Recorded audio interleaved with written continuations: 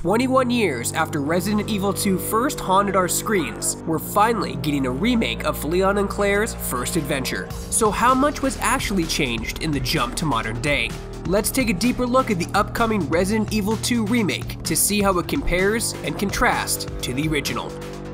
The biggest change in the Resident Evil 2 remake is swapping to a more user-friendly over-the-shoulder camera. Gone are the fixed perspective views of old, and thankfully, the tank controls. The camera shift does remove some of the claustrophobic horror of the original, but the remake ramps up the tension in other ways.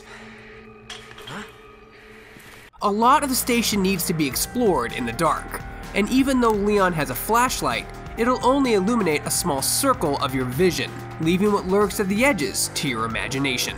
The visuals have clearly improved since 1998, but it's more than just a graphical step up. The original RPD entrance hall was a cold, empty place, but in the remake, it feels much more lived in. Trolleys, files, and hospital screens litter the room, giving the impression of a recently functional environment. Maybe a chaotic one, but what government building isn't?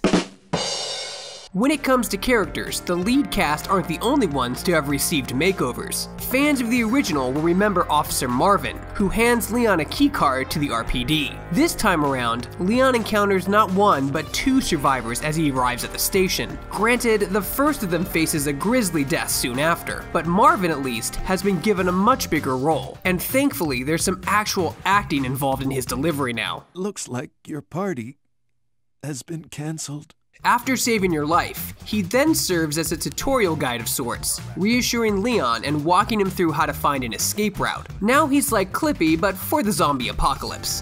While we're pretty certain he won't be with us forever, it does mean we might be seeing our beloved side characters stick around a bit longer in the game. Zombies were always tough, but they can now break into the station through a number of windows as you explore. Fortunately, Leon and Claire have some new tricks of their own. Wooden planks dotted around the precinct can be used to board up windows. There are only a limited number though, so you'll need to think carefully about which hallways you don't want the Walking Dead to rudely interrupt you in.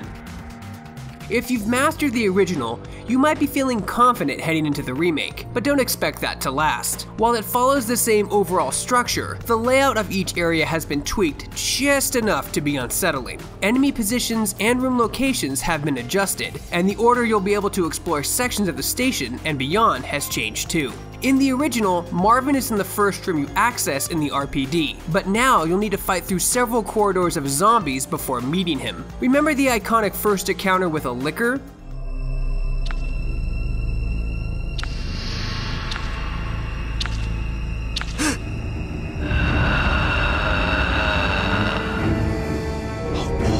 Well, let's just say you'll be left waiting a little longer this time around. The remake will also feature brand new locations, including an orphanage that Claire will need to brave as she tracks down Sherry. With new levels, puzzles, and enemy patterns to deal with, it looks like even seasoned Resident Evil veterans will find fresh sights and scares to enjoy in Resident Evil 2 when it releases on January 25th.